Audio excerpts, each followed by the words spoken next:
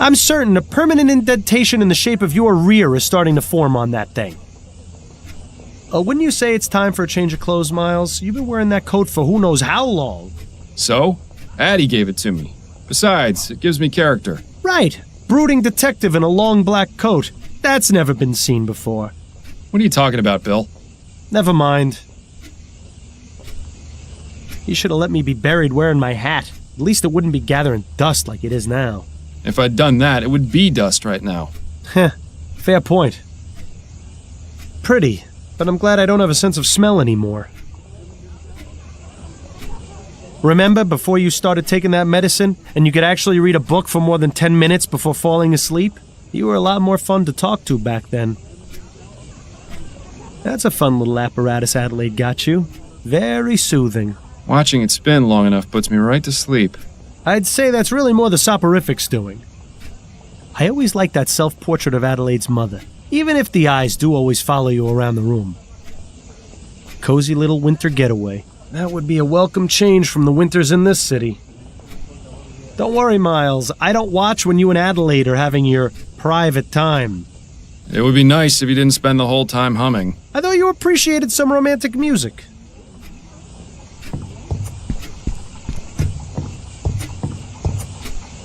Miles, care to explain what you're doing? Just checking to make sure everything that needs to be in here still is. Right. If you start taking that stuff during the day, you're really going to have problems. It's admirable just how organized Adelaide is. Maybe someday the same can be said about you.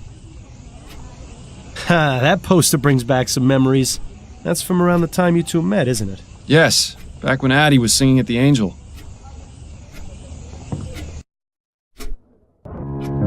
Well, look who's awake. Ready to rejoin the living? Very much so. You were talking in your sleep again. Did I say anything interesting? Do you ever? You have to admit, she's got you there. How are you feeling? A touch groggy. I think I took a bit too much of the soporific last night. That's what I thought. When you went for your after-lunch nap, you'd barely gotten breakfast down. I saved you some bread and cheese if you're hungry. Thank you, but I haven't got much of an appetite. You really should regulate your doses more carefully, love. I'm sure dull senses and an empty stomach aren't much help to your work. By the way, a message arrived via courier for you this morning. I put it on the table along with today's newspaper. Thank you, dear.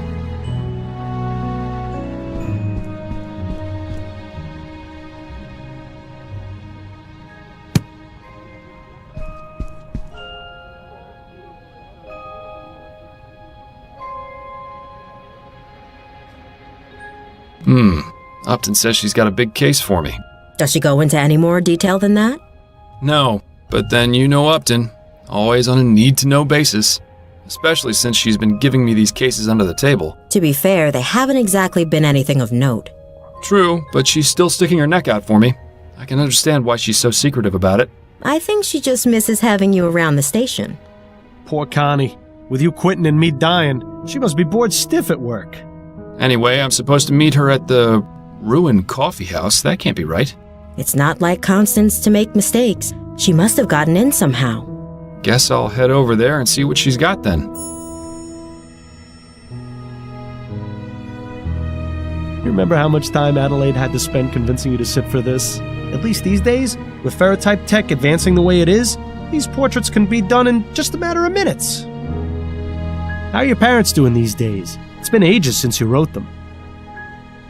Your book collection has always astonished me. Heaven help you if you ever decide to move. Adelaide's father certainly had an amazing life. Imagine being the personal barber to the Prime Minister and his family. The gossip and secrets he must have heard.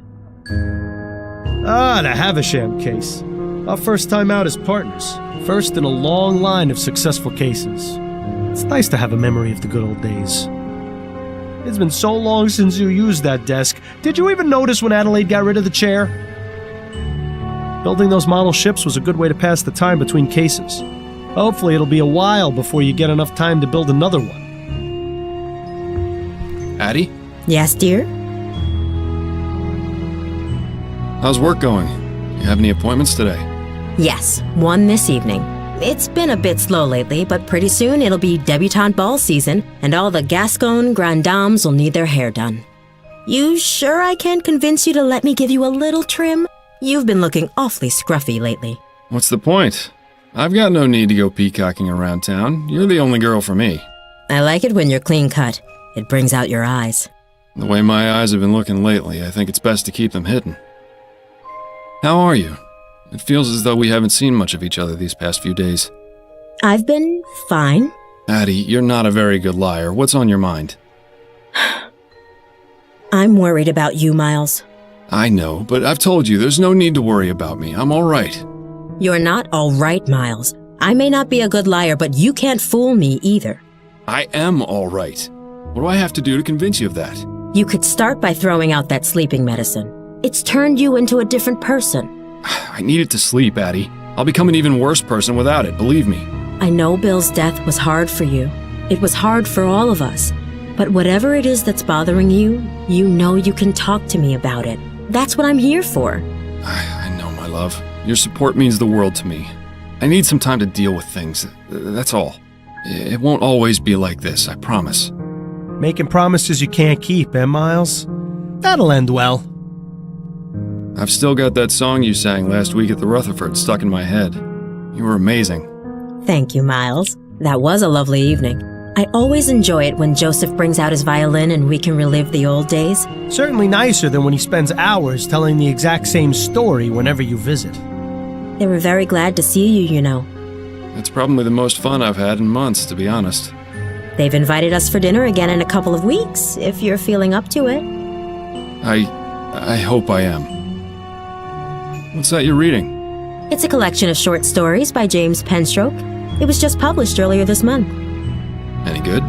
Oh yes, I love his work. He's been publishing a new serial in Brentwell magazine. I can't wait to read it. Perhaps we both can together? I think you'd enjoy him. Lately, I haven't been able to concentrate on a page for more than 5 minutes without nodding off. That is a pity. I'll let you get back to your book.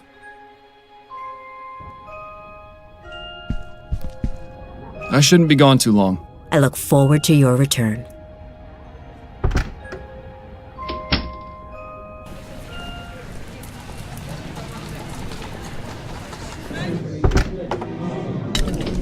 Ah, the Rouen Coffee House. Worst Java in Lamplight City, but there's no better place to overhear all the rumors and gossip in town.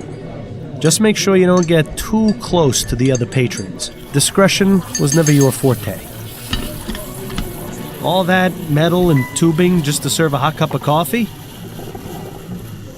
What a cheery reminder of everyone's impending death. That whole thing about the man in the black robe, complete lie, by the way.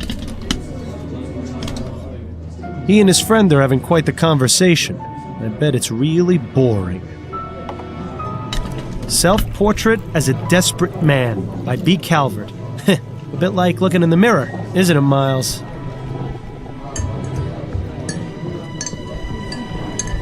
If it isn't my old friend, up to no good. Hello, Fordham. It's good to see you.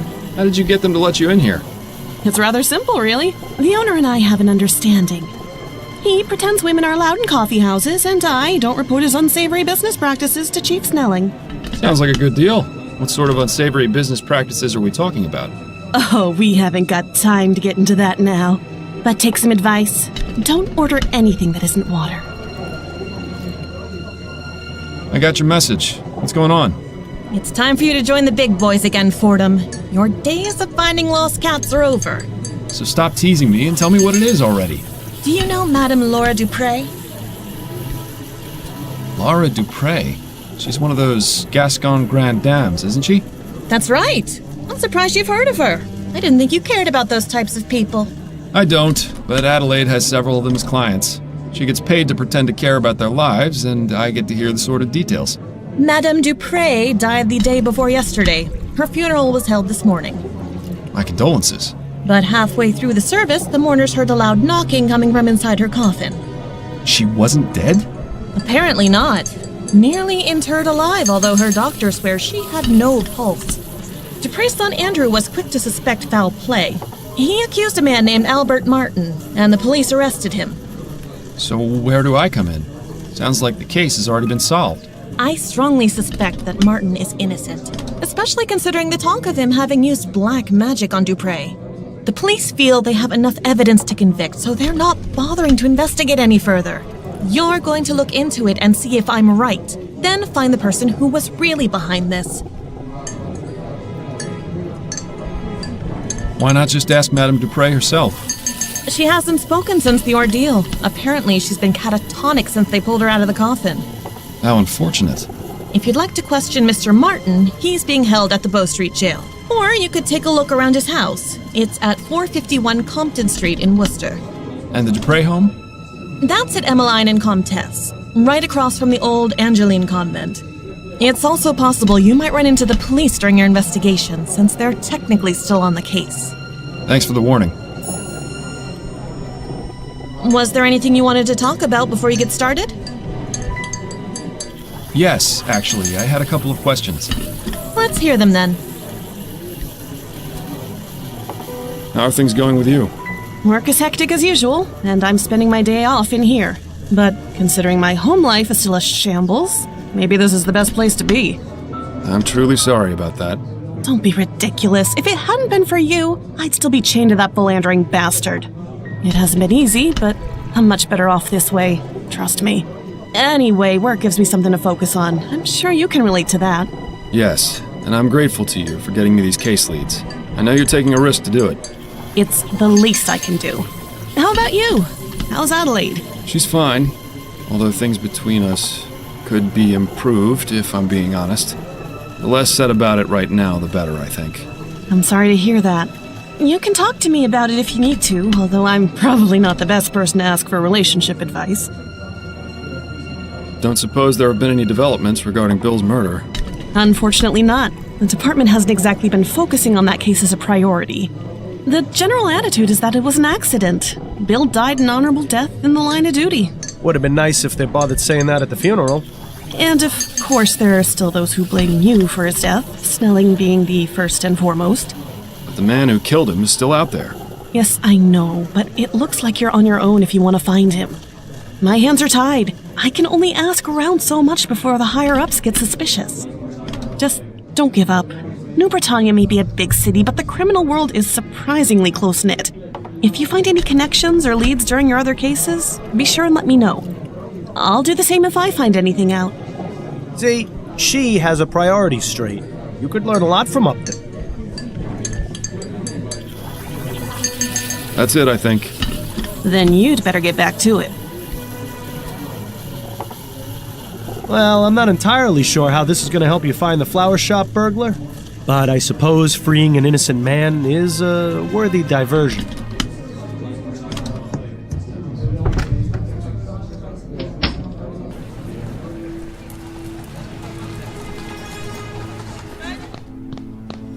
Fordham? Is that you? You look like something a cat spat up. Hello, Giles. It's lovely to see you, too. What brings you round the jail? I thought you'd quit being a detective. I'm looking to speak with Mr. Albert Martin. Oh, I see. Well, that's him in the first cell there. I'd say what needs saying as quick as you can, though. He's headed for the gallows in the morning. What? Already? But what about a trial? No trial necessary when there's black magic involved. This little half-breed's already sealed his fate. Such a charming fellow, isn't he? He's watching you like a hawk. Looks liable to toss you in one of his cells if you try any funny business.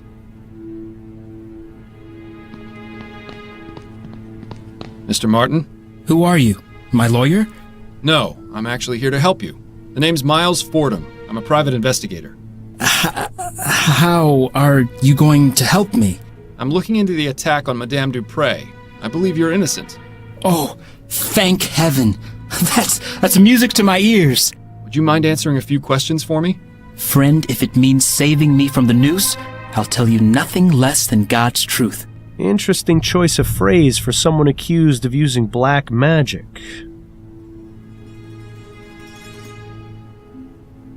What can you tell me about Madame Dupre? What's to tell? She's a twisted, evil woman who got what was coming to her. Whoever attacked her deserves some sort of reward for the service they're doing the community. So it wasn't you then?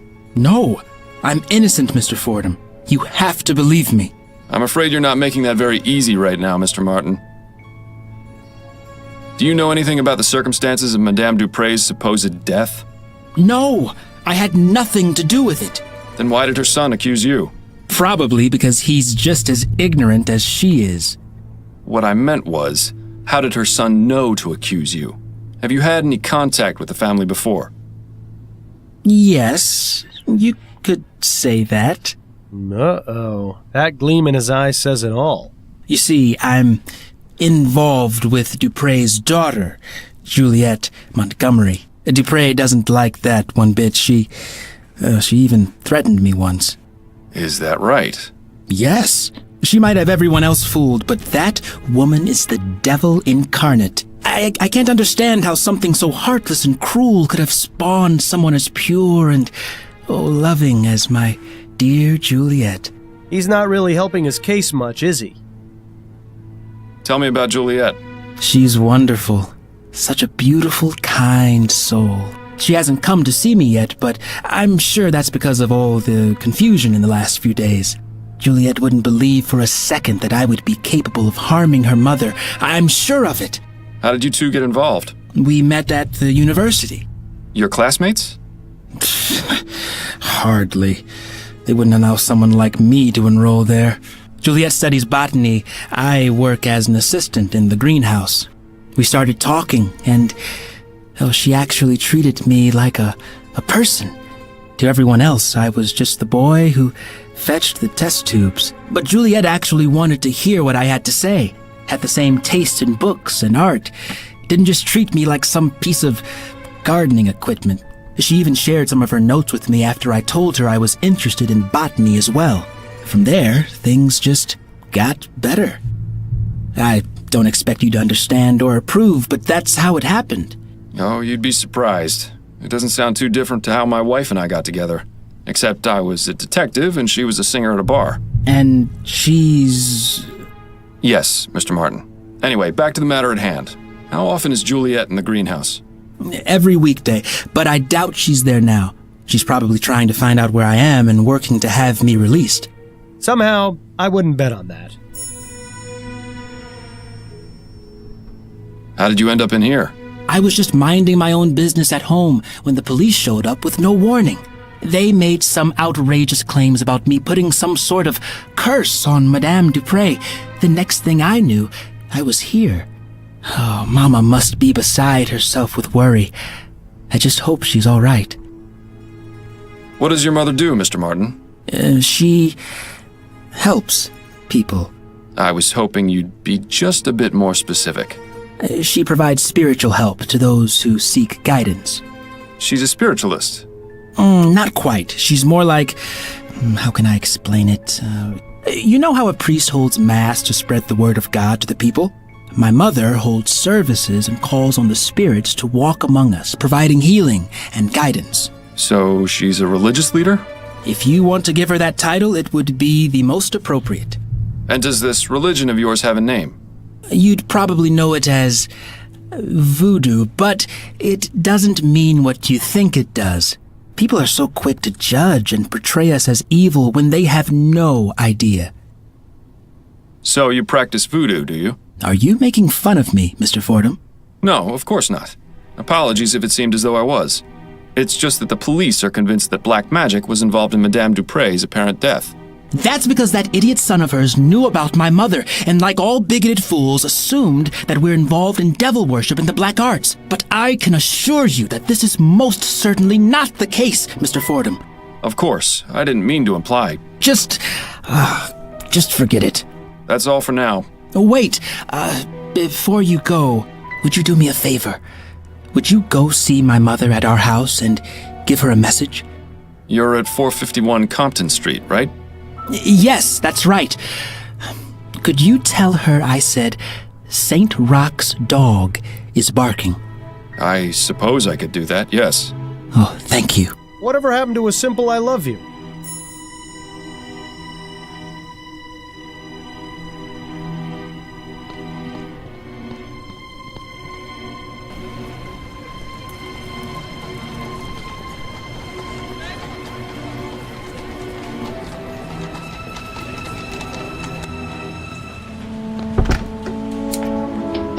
It's as though we've journeyed to the tropics. I don't know how you can stand to keep that coat on in here. Pardon the disturbance, but are you Juliet Montgomery? I am. And you are? Miles Fordham. I'm a private investigator looking into the events surrounding your mother's attempted murder. Ah, of course. Have you got time to answer some questions? Yes, that shouldn't be a problem. Do you know anything about the events leading up to your mother's premature interment? No, it was a complete shock. Mother seemed to be perfectly healthy and full of life. Then, without warning, she was dead. Or so we thought. I take it you were glad to be wrong? What a ridiculous question. Of course I was. What sort of heartless beast would celebrate their mother's death? Oh, I could name a few. Juliet definitely didn't shed any tears over Madame Dupre, though. That much is obvious. Miss Montgomery, you don't have to lie to me. I'm not going to assume you tried killing your mother just because you weren't upset by her death. I felt terrible about it. You have to understand, I didn't want her to be dead. I just felt a sense of relief. Please, don't think me a horrible person, Mr. Fordham. It's just that Mother and I aren't currently on the best of terms. Why don't you and your mother get along? We've never completely seen eye to eye on anything. She always disapproved of anything I did. When I was younger, she used to forbid me from speaking to the servants. I saw no harm in a kind word or smile, but she warned us that if we were too familiar, they would take liberties. Then when I declared my intentions to pursue academic studies, she really went livid. In her opinion, a university education was tantamount to a chastity belt.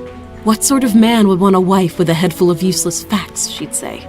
Personally, I've always found intelligence to be quite attractive. I assume your mother didn't approve of your involvement with Mr. Martin? A rather forward question, Mr. Fordham. But you're not mistaken. I'm not sure how she managed to find out about Albert and me, but when she did, she nearly had a conniption. As I'm sure you can understand, the situation at home has been less than perfect in the last few months. I'd really rather not dwell on it. You mentioned you were friends with the servants. Yes, that's right. I didn't care that they worked for us. Everyone needs a friend. Did your mother ever mistreat them? Mistreat? No, I wouldn't say so. She was always very stern, though, and quite cold. If they ever shirked their duties or misbehaved, they were punished, of course, but nothing out of the ordinary that I ever saw. Most of the servants are my friends, but I'm closest with Amelie, the kitchen maid. Mother wasn't too happy about that. Amelie's been around as long as I can remember. She's like the aunt I never had. What can you tell me about Albert Martin? I'm not quite sure where to begin. Why not start by telling me what your relationship with him was? We met here at the greenhouse. He was working as an assistant, sweeping and cleaning and fetching things for the students. My focus was on academics, naturally. I wasn't too interested in romance. In fact, I've had to turn away nearly every single one of my classmates. But with Albert, I found myself intrigued. I noticed him stealing glances, lingering just a bit too long after bringing over a book or flask, sweeping the same patch of floor near me over and over again. It wasn't too long before I had him bringing me tools and equipment, regularly. I see. As I mentioned, Mother was an absolute terror when she found out. Do you believe Mr. Martin did what he stands accused of? I'm not entirely sure. It doesn't seem like him, but Albert can be quite passionate. If the police believe he's to blame, then they must have a reason for it. It wasn't any secret that he hated Mother. Perhaps I should have ended things sooner. It was satisfying to know that Mother was displeased, but I never imagined it would lead to something like this. Well, it's nice to see she's all heart. So, you study botany. Fascinating subject. Are you an admirer of plants, Mr. Fordham? My wife has the green thumb in the household, but I do have a certain appreciation for them. Plants are amazing things, just like people in many ways. How do you mean? They need attention and care. Ignore a plant and it will wither. Give it too much attention and it will become sick. Plants have many things to teach us, and I greatly enjoy learning from them. These plants are impressive. Are they yours? Yes, I've developed a method to make them extra healthy and strong. They're larger than anything I've ever seen. How do you do it? But I can't reveal my secrets, Mr. Fordham. The world will hear about my discoveries soon enough. Incidentally, do you know anything about Easter lilies? No, I don't keep or grow those here. No more questions for now. Then if you don't mind, I have work to do. Quite the assortment of plants they keep in here. I wonder if they serve any purpose or are just meant to look pretty. Judging from that pipe, that contraption must be used to keep the plants hydrated, but it looks like a giant earwax remover to me. Those flowers are definitely not native to this area. They seem to be thriving in their glass tubes, though.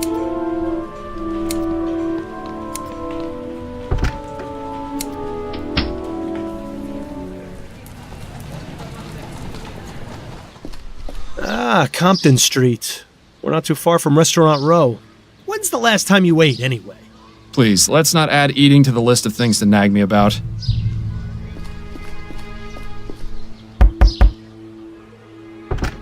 I'm sorry, I have no time for visitors today. I need to speak with you about Albert Martin. Albert? Are you with the police? No, I'm a private investigator. Oh, I don't think you can help. I'm sorry. You're Albert Martin's mother, aren't you? Who are you? Miles Fordham. I spoke with Albert, and he told me to give you a message. He said to tell you that St. Roch's dog is barking. Oh, I see. That's good. That's very good. You better come in, Mr. Fordham. Standing on the street just won't do.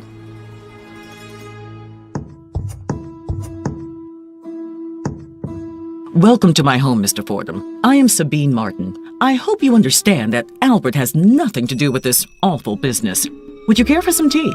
Well, her tune certainly changed when you gave her that message. I wonder what it meant. No, thank you, ma'am. I won't be staying long. The Virgin Mary? I must admit she was the last person I was expecting to see in here. A rather unremarkable book collection, I'm sorry to say. That statue, on the other hand, gives me the willies. For all we know, that rider is some sort of demon. He looks like he's having a good time, at least. That pattern resembles a flower. Too bad it isn't an Easter lily. Interesting. Those pots look as though they've been wrapped in tobacco leaves.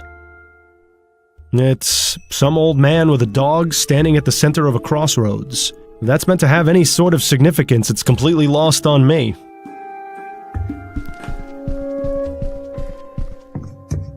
I'm afraid that room is private, Mr. Fordham. I must respectfully ask you to not go in there. Of course. My apologies. I've got a few questions for you, Mrs. Martin. I'll try to answer them the best I can. Do you think your son is capable of doing what he stands accused of? Never. Albert wouldn't harm a fly. That's what the mothers always say. Why don't you tell me a bit more about him then? He started working at the university laboratory a few years ago. I was so proud of him. The university is quite selective, you know. The same for its staff as well as its students. Yes, I've gotten that impression.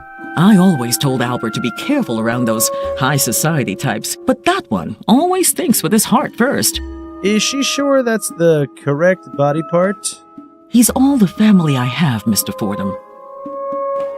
Do you know anything about Madame Laura Dupre?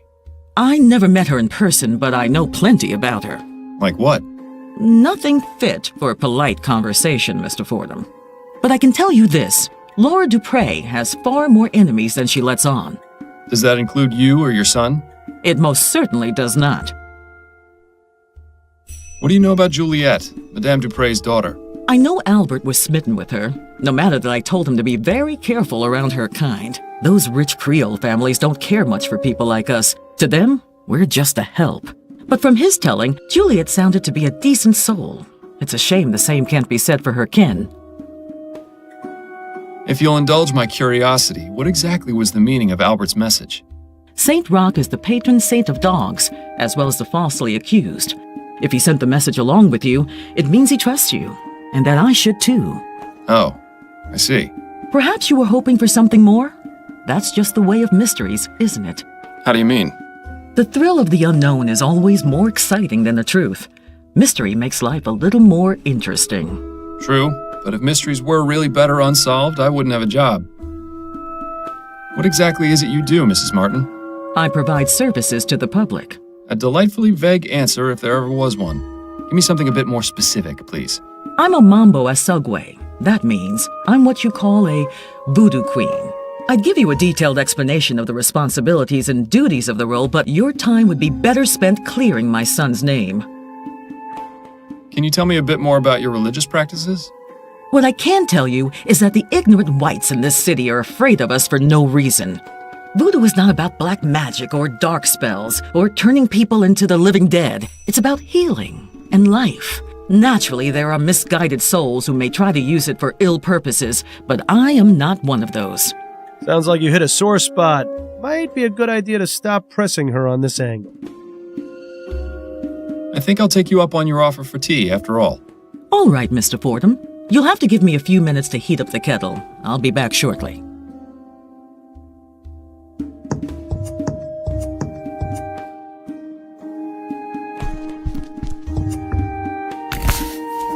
Amazing! Even more voodoo stuff back there.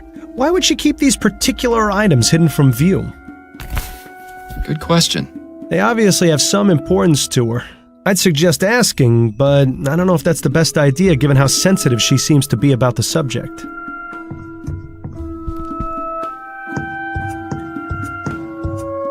The tea should be ready in a few minutes, Mr. Fordham. You can help yourself once it's done. You're very kind, Mrs. Martin. Aren't you going to have your tea, Mr. Fordham? I'm afraid I just remembered something important I need to look into. Perhaps later. Suit yourself.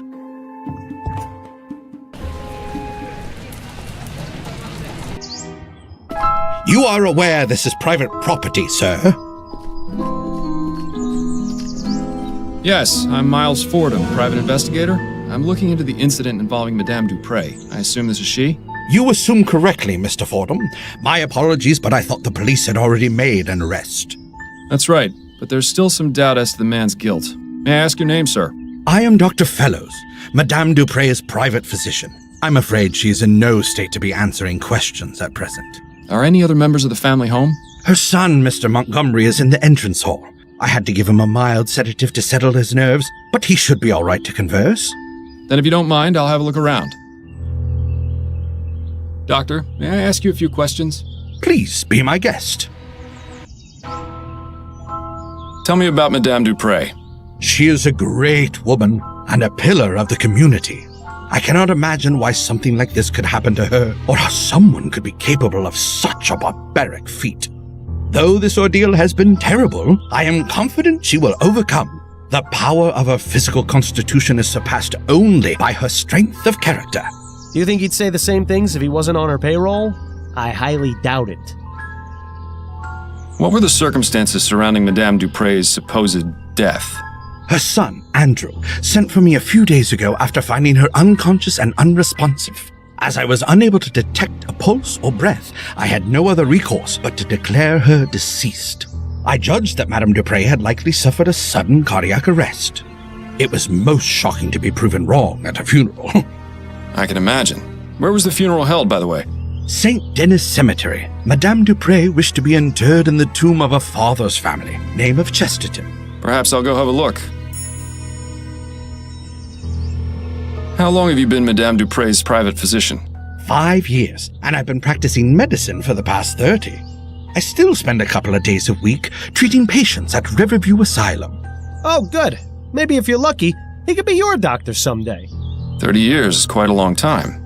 You must have seen some incredible advances in the field of medicine. I have, yes. I can only wonder how things will change with all this talk of ethericity. There's speculation it can be used to restore necrotic tissue and instantly heal broken bones, among other things. If you ask me, a good bloodletting will never go out of fashion. Did you examine Madame Dupre after she reanimated? Of course. Physically, she appeared to be in fine health aside from minor dehydration. I found no marks or bruising on her body. Mentally is a different story, however. She's remained in an unresponsive state ever since. Do you have any opinions on what caused Madame Dupre to appear dead? The most likely cause I can imagine is some sort of poison or toxin. What leads you to believe Madame Dupre was poisoned? The symptoms she experienced were consistent with prior cases of poisoning I've studied. And didn't the young man arrested have ties to some kind of black magic cult? There have been reported cases of these practitioners using poisons to make people appear dead, then commanding them to do their bidding. I recall reading about a man in the West Indies who was given tetrodotoxin, that's the toxic secretion from a pufferfish, declared dead and buried. He appeared alive in his village some 20 years later. Doesn't that seem a bit far-fetched to you, Doctor? Facts are facts, Mr. Fordham. Surely someone in your line of work can appreciate that. Those are all the questions I've got for now. I hope I answered them adequately. Her eyes are glazed over and she's got a vacant, expressionless stare. She seems completely oblivious to her surroundings. If we didn't know she'd been buried alive, I'd say she was just exhibiting the typical symptoms of your average rich person. This fountain probably looked nicer when it was working, but right now it's just a breeding ground for mosquitoes. With her vast sums of wealth, Madame Dupre could probably feed a starving family for the next 30 years. Instead, she uses the money to keep her hedges trimmed.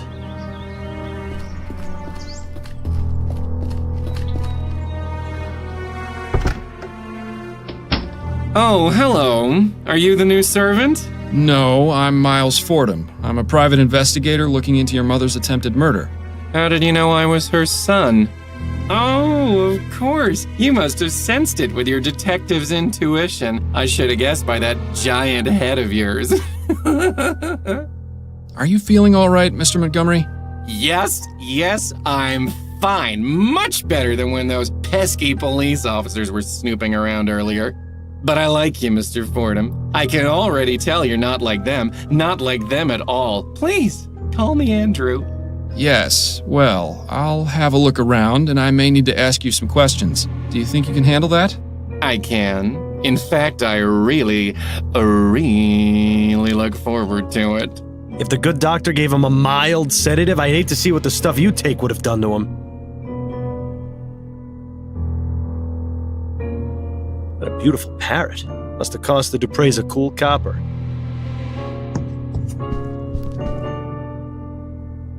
Who's a pretty bird? Ray's a pretty bird. Polly want a cracker? No, thank you. Pieces of 8? Aye, matey. So long, Birdie. Bye-bye. I have some questions for you. Oh, goody. What can you tell me about Madame Dupre? She came back from the dead. I couldn't believe it. My mother, resurrected, just like Jesus. Yes. I heard you're the one who accused Mr. Martin of the crime.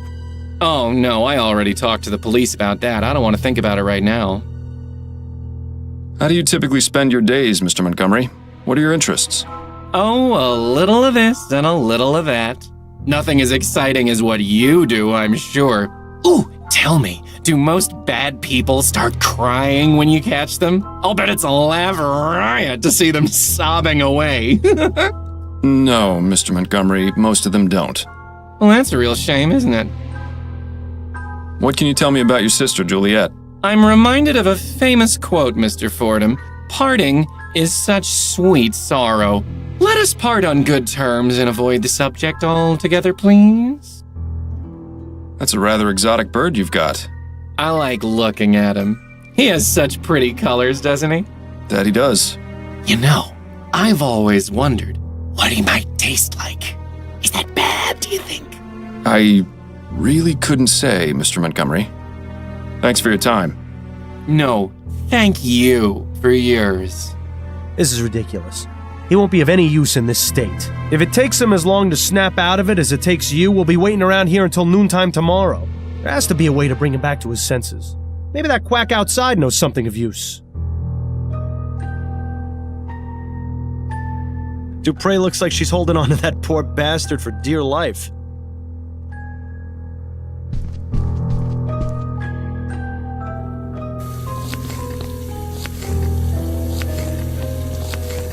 Pardon me, miss. What? Who are you? I'm Miles Fordham. I'm investigating the attempted murder of Madame Dupre. Oh, I'm sorry, sir, but I'm very busy. I can't help you. Amelie, please. I need to know what you know about Madame Dupre. What? How did you know my name? Juliet told me about you. Miss Juliet? Yes, I spoke to her at the university. She mentioned you two were friends. Yes, that's right. She's always been so good to me. Look, Amelie, I'm just trying to get some information, and I have a feeling you can be very helpful if you just let me talk to you. All right, fine. But do it as fast as you can. Tell me about Madame Dupre. Oh, I really shouldn't, sir. It would greatly help my investigation if you did. Madame Dupre was kind enough to hire me as her cook. It's hard to get jobs in the city. Lots of people want their servants to use those new machines. My sister's brother-in-law got half his leg blown off by one of those new ovens. He's lucky he wasn't killed. So I'm plenty happy working here doing real people's work. But Madam can be difficult sometimes. Difficult? What do you mean by that? No, I said enough. What do you know about Madame Dupre's supposed death? All I can tell you is that whoever did it really hated her. Do you know Albert Martin, the man accused of the crime? No, I'm sorry. What can you tell me about Andrew? He ain't so bad. Kinda spoiled, but he mostly cleans up after himself. Has a whole private part of the house, but I think he only uses one room. Better for me, way less to clean. What do you know about Juliet? She was always so kind to me and the others, but her mother don't like that one bit. Still, she sneaks down into the kitchen to keep me company some nights. Even though she's a good soul, I think part of her does it just to spite her mother. Are you the only remaining servant here? No, there's another one, Marcel. He's the new gardener. I haven't seen him in a few days, though. Not since before Madam's incident. Thank you, Amelie. I appreciate your time. You're welcome. Now please, let me get back to work. Judging by the amount of food this family probably eats, washing the dishes must take forever. Yeah, it looks like gumbo's on the menu tonight. I wonder how it compares with Upton's special recipe. Certainly no shortage of bowls or food preparation items around here. Some kind of water dispensing device, maybe? I was never very good at finding my way around the kitchen.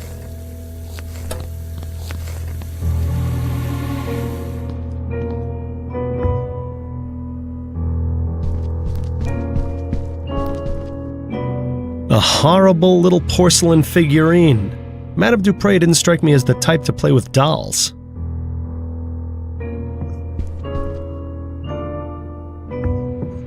Goodness, someone went overboard with the flowers.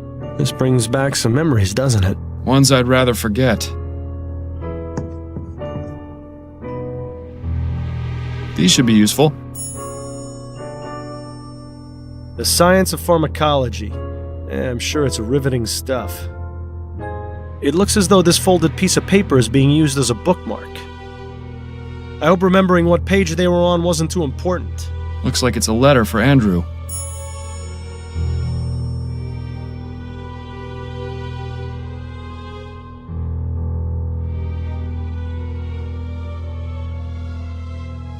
Dr. Tennyson's Vigor Pills. These would make a sloth act like a hummingbird. The bottle is empty. I can only wonder what sort of potions Andrew concocts in this thing. A gentle reminder that everyone's time is slowly running out. Is this really the best that medical science has to offer? What in the ether is that thing supposed to be? Actually, I'd rather not know. It must be a nice place to sit and listen to music. Why would anyone need so many flowers in one room? Perhaps it's to mask the odors of those chemicals on the workstation. Could be. Oh, look! It's one of those new audio cylindergraphs. I can't quite wrap my head around how they can manage to get sound out of a wax cylinder.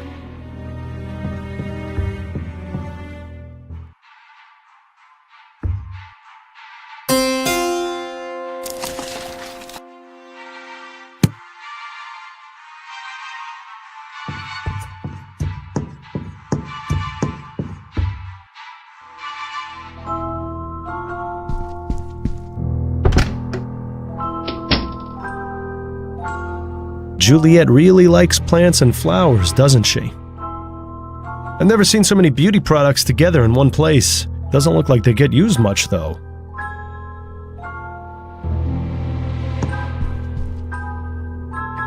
Locked. I suppose I shouldn't be surprised. Nice little cottage. Looks like it would make a nice cozy spot to retire. If I hadn't already retired from life, that is.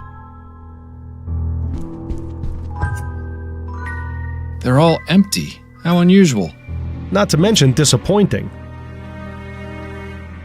They're all... Not to mention... Well, someone's fancy. I never liked these types of beds much. They feel too claustrophobic. I always thought they had a certain appeal myself.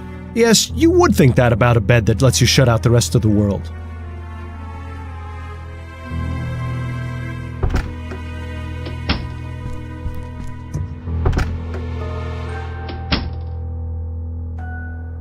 A much younger Madame Dupre.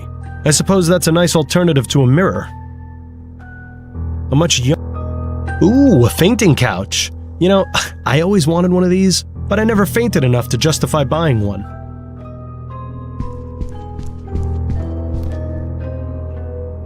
One of those melodramatic romances. I read it a while back and I couldn't tell you a thing about it. Now that one sounds interesting. I was always a fan of Bedletter's short stories. Doesn't appear to be very brief if there's 2 volumes of it. Wonder if anyone outside the family would find this even remotely interesting. Choice and consequence. Who in their right mind would write a book about that? I don't even want to know what that one's about. I read that one last year. If you ever wanted to know the intimate details of a buffalo's anatomy, I highly recommend it. That's an old uniform, from the turn of the century by the look of it. This must be Madame Dupre's first husband. Kinda strange that she'd still keep his portrait in the bedroom. It would appear that Madame Dupre was taking music lessons. Her current predicament has probably put an end to that venture, though. Let's see if there's anything in these drawers. Damn, nothing but personal effects and more stationery. Don't forget the first rule of detective work. If there's nothing useful inside, check underneath and between. Ah, yes, of course. Thanks for the reminder. Now this is intriguing.